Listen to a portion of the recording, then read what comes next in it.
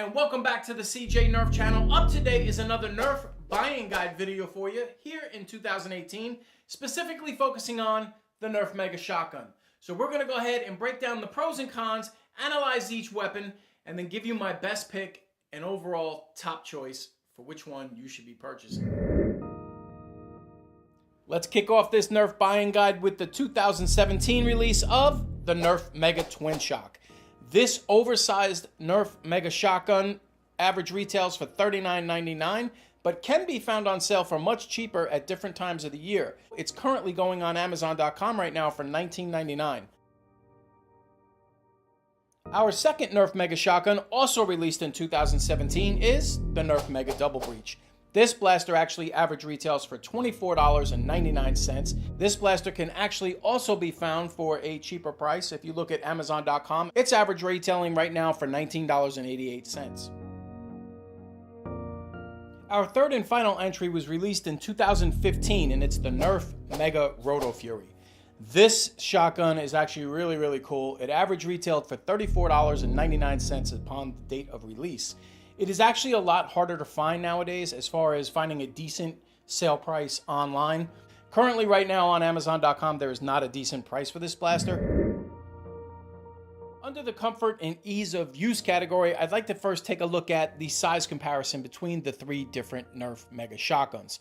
As you can see, the Twinshock clearly is a lot bigger than either the Double Breach or the Rotofury. If you have a smaller Nerfer or a younger child, this might not be the right blaster for you, just strictly for the sense of being able to actually use it effectively.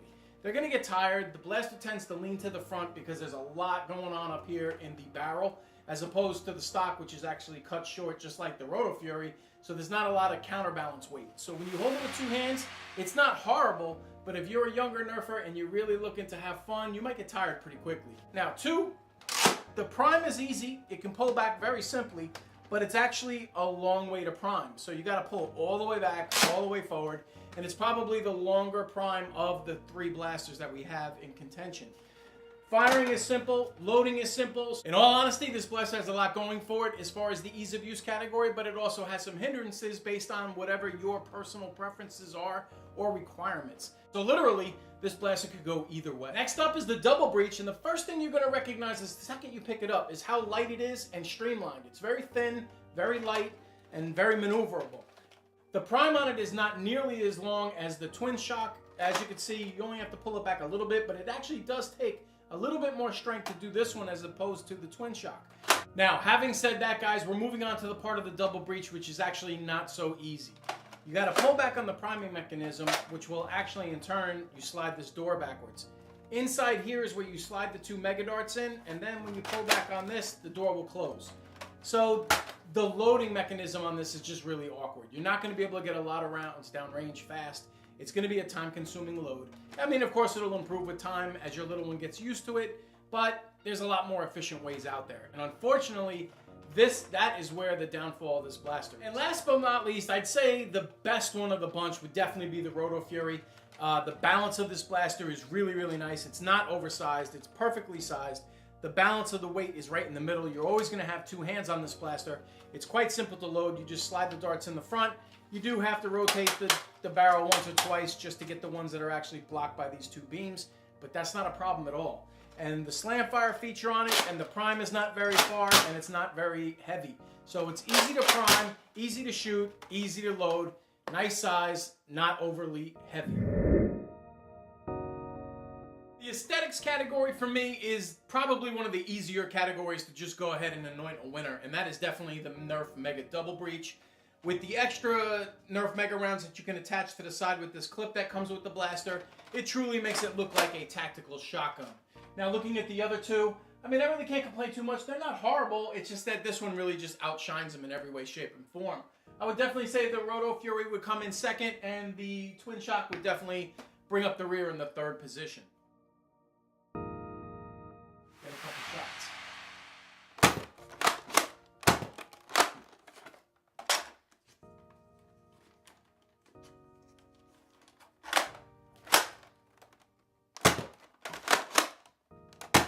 Quite accurate though. 4 shots, 4 times I hit the 100.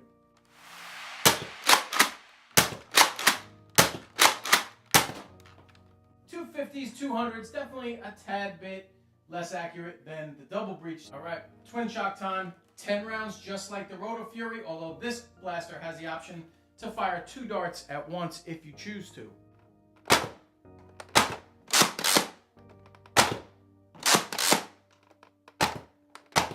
Yes, I am guilty. I did look for an excuse to pull out the tailgate target to go ahead and shoot at it again, and you know what? It works out pretty well in here. Okay, blaster intangibles. Yes, all 3 of these blasters does have their own little thing that kind of sets it apart from the rest. The Double Breach, it has the clip on the side for the extra 4 storage, as well as the tactical way you load it. Not the most efficient way, but it's different, so there's nothing wrong with that. The Twinshock, the ability with the trigger control to actually fire 1 or 2 rounds is pretty huge. I mean, the slam fire on the Rotofury is faster than that of the Twinshock, but if you pull the trigger and shoot 2 bullets at once, you'll empty the Twinshock faster. So it really comes down to whichever one you prefer. But there is an intangible with the Rotofury that really just blows everything else away, and that is this. For an additional purchase of some worker sleeves, you can actually outfit your Nerf Rotofury to actually fire elite darts. And once you do that in stock form, which takes 2 seconds to push these in, this blaster will shoot above 90 feet per second. So I would definitely say that the intangible for the Rotofury far supersedes that of its 2 counterparts. So alright guys, it's going to come down to these 2 titans as to which one is the better Nerf Mega Shotgun. Unfortunately, the Double Breach, in capacity-wise and the loading feature, just doesn't make the cut. This contest is extremely close to call, and I could see it going different ways in a lot of people's opinions. And you know what? There's really no wrong answer when you really sit back and think about it. It really depends on what you prefer or how big or small your child is. If they can handle the Twinshock, maybe you like the ability to shoot 2 bullets at once instead of just 1. Or if you like the balanced feel on the smooth prime of the Rotofury, maybe this is the way you go. Personally, for me, I'm Team Rotofury. I actually love this blaster. I like the ability to be able to set up 1 to shoot elite darts. That's a beautiful thing. So I'm curious as to know what you think. Drop it in the comments if you agree with me, and if you don't agree with me, that's okay. This blaster is great too. It just really comes down to what is a better overall fit for your style of gameplay. It's gonna do it, guys. Appreciate your time. Thanks for spending it with me. Have a great day. See you on the next vid. I'm out.